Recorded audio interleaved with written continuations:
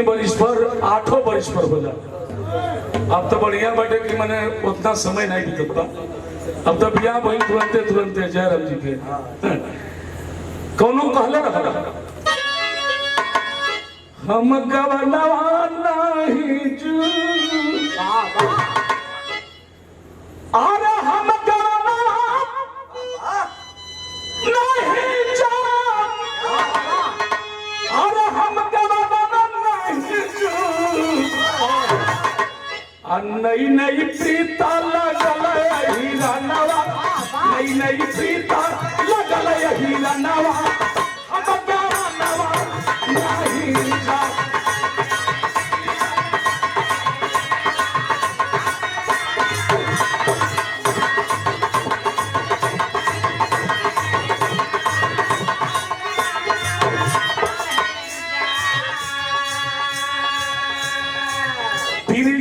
नवा चल लेना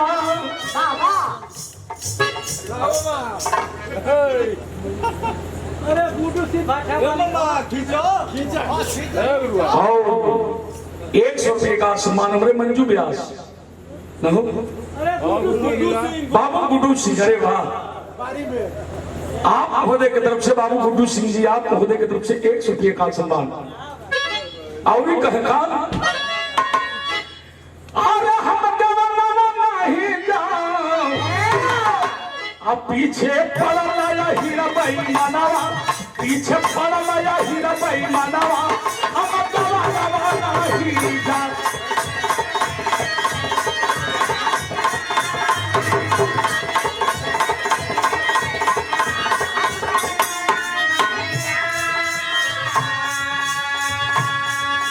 ये जो इंदर फिर जवानवा चलल ना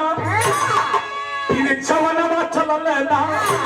अब पहुंचे पिंचा करा करा मेलवा पहुंचे पिंचा करा करा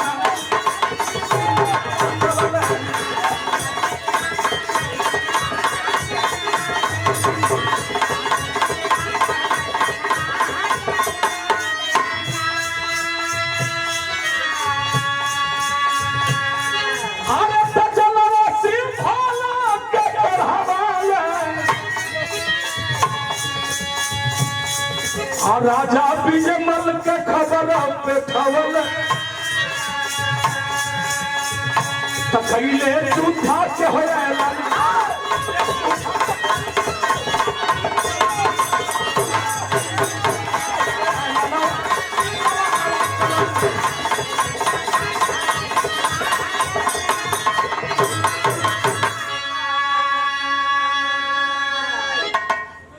तिजियागढ़ पहुंचलन सिंगल द्वीप जाए के अब पहुंच गए तिजियागढ़। तिरजमल राजा के बिटिया विशेषरी बढ़िया स्थान निकला भगवान भोलेनाथ के मंदिर बा पोखरा बा। अब होरी कल की तनी रुक से ही स्नान ध्यान कर जा आ कम से कम जल चढ़ावल जाए ओकरे बाद चलल जाए। देवराजी कलश की नाई भैया वो पोखरा पर पहरेदार लगे रहलन पहुंचलन पहरेदार कहलन खबरदार मनई रास्ता पकड़ले हुए चल जा खींच के जब ने तमाचा बनलस की मिर्गिया नाचत गए कलश करे दादा होता तो कहां से ब्रिजमन राजा तुरंत बात उन सेना के भेजलन हो। और जब सेना के भेजलन तो ब्रिजमल राजा की सेना के बाद अब होरी चनराजी देवराजी लड़े लगलन और लड़ के बाद उन खेत दिलन फिर बात उन सेना सजा के ब्रिजमल राजा बात आयल है। और जब आयल बाबू वो समय कभी भाव दिए का अरे तला से भागी देखा समय का गजब तमाशा समय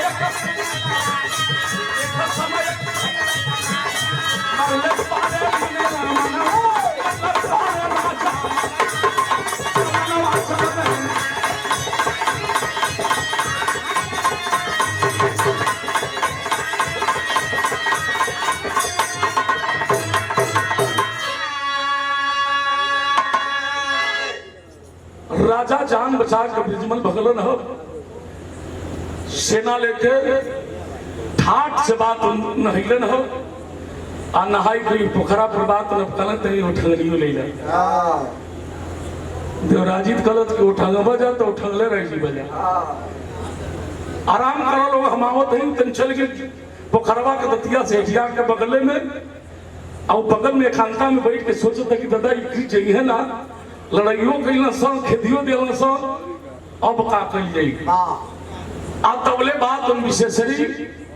ब्रजमल राजा के बिटिया जब बाप से पूछना बाबू उदासी के कारण का हो सारी बात बतौलन हो विशेषरी बात आई हो आके जौने परोर के सरसों मरलस आखिरी अब हो रही आचनराज दोनों भेड़ा बन गए भेड़ा बन गए बैठ के बाद तुम देवराजी देखो तो क्या ही दादा तो काम गड़बड़ हो गए कमे बिगड़ गई बियाह कराओ तो निक बियाह कराओ ना सर वही में से रुका के ताकत देखी तो अब का होला अब लग करे ए भाई अब तक काम गड़बड़ हो गया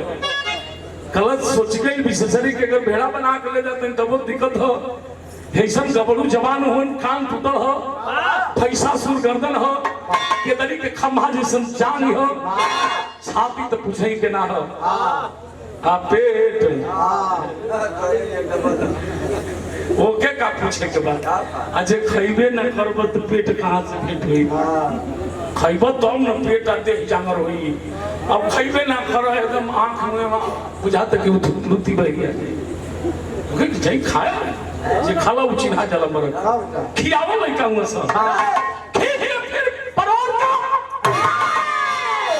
सरसों मरलस भेड़ा से बात हम सुगा बनौलस पिजड़ा में रख के अल्ले के विशेषरी जाए लगल देवराजी छखत कि अब हम का करी जब जान गए तो कई ताक के हमरो खींच के मतलब तो कमे में बिगड़ जाई अब वही जा से बात भगल देवराजी आ जाई करवे लगल कहां जमुनी के लगे जमुनी कलश के आए कैसनो बात हो गए और वो के कहे लगल का कलश बाबू लोटियाई भाई गावे आ लोरकी तनी दुलाई नहीं है कैसे गए भैया कि अरे राम राम राम राम राम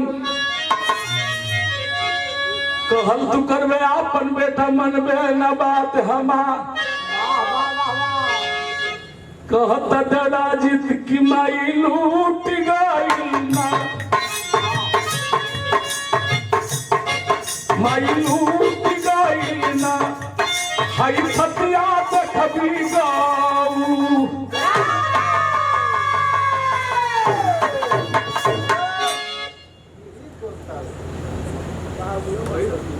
यही ना ना तो हमेशा हथौड़ी पीटल ले आज हथौड़ी पीटल ले बात के गांठ बुझाते नहीं के बिना गठियों पे मार देता अरे अगले के जब चले लड़े मुंह में तो खाट चले और रोवत बा कहता कि माई अरे यार उठ गइल हो हाय दुर्गा देखबू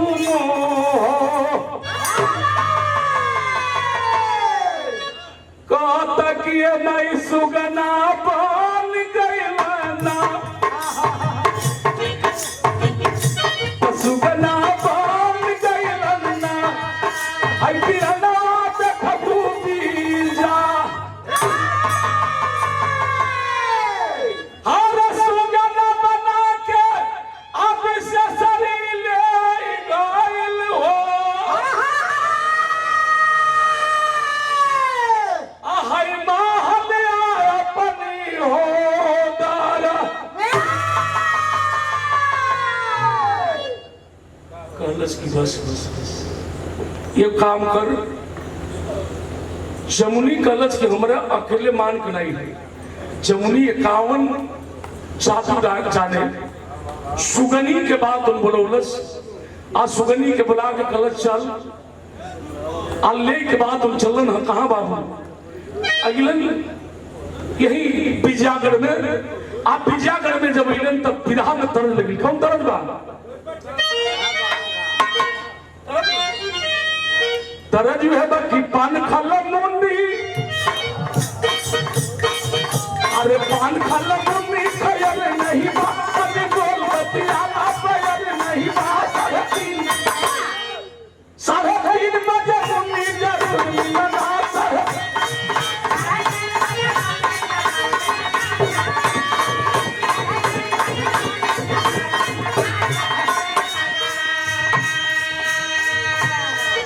हमनी के विरहा में चला हुआ सोचिए।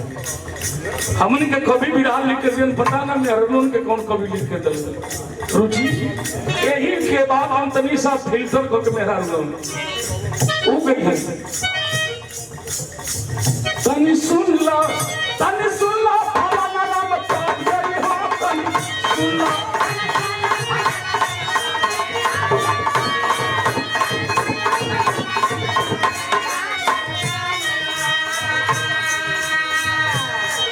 हाउ जाने लखना, हाउ सुने लखना, हाउ खोले लखना। तनी सुन ला फलाना नाम काट गई हो, तनी सुन ला।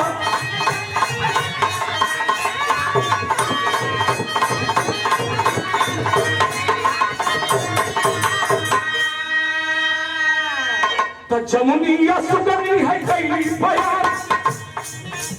जमुनिया सुगनी है कैली बयान। जमल राजा कैली ध्यान, तनी सुन ला है जादू के पास तनी।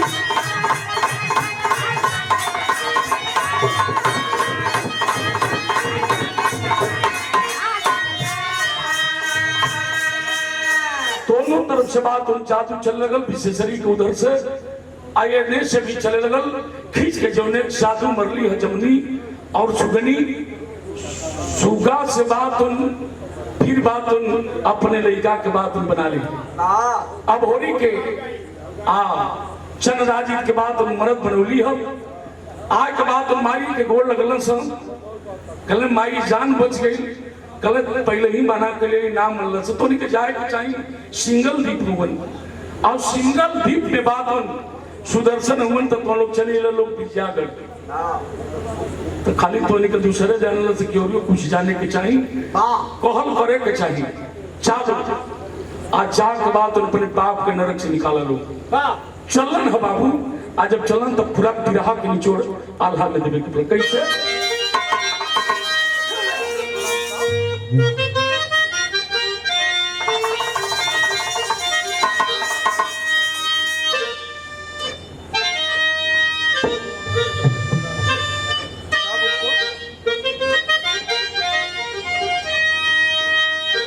तो बाप के धर्म में, बाप के धर्म के अरे भोगे बेटा तूनी बापू।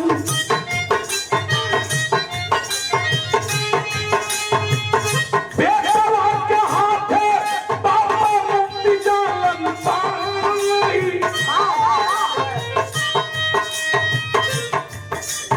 पहुंचलन सिंगल द्वीप और सिंगल द्वीप मिलन तो सुदर्शन एकदम जल शरीर हो गई बा कापत हुवन। चाय के भोरी चंद्राजी देवराजी के गोड़ लगल सब ए मौसा हो तब तो कनोर से न बहिर हो गई मने शरीर जल हो गई कानों से बहिर हो गई भैया। कनों से खत्म खूब जोर से बात होना भोरी कनवा में सटा के मुँह बोलस मौसा पाव लागी तब तनी आँख खोल कल की जिया जिया जिया कल जिया ना अब चलो बिया होई कल की अपना बिया होई अब वही जा होई कल ना तब वही जा होई तो ही जा हमरे पाप के बात नरक दिले हुए लोग हम पाप के मुक्ति दिलाए ई नहीं हो सके। कल कहाँ जाना रह गए अरे ले जाके फेंकियो देव सो तो हमारे गाँव बाप कल गाँव से मतलब नहीं के खाली बियावा हो जाए हमारे बाप के मुक्ति मिल जाए। कैलन का बाबू तयनुपी अनुपी के कैले तब अनुपी से कैले तब और सुदर्शनिया पर सतिया भैया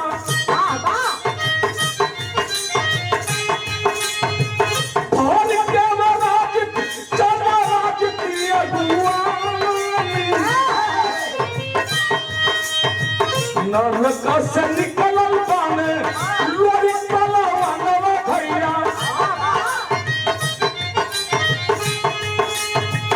बेटवा के हाथे अजमती जयंता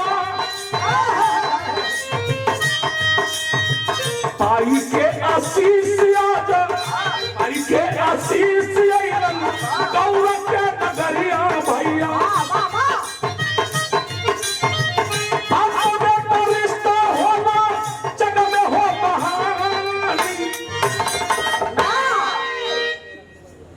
धन्य है वह बेटा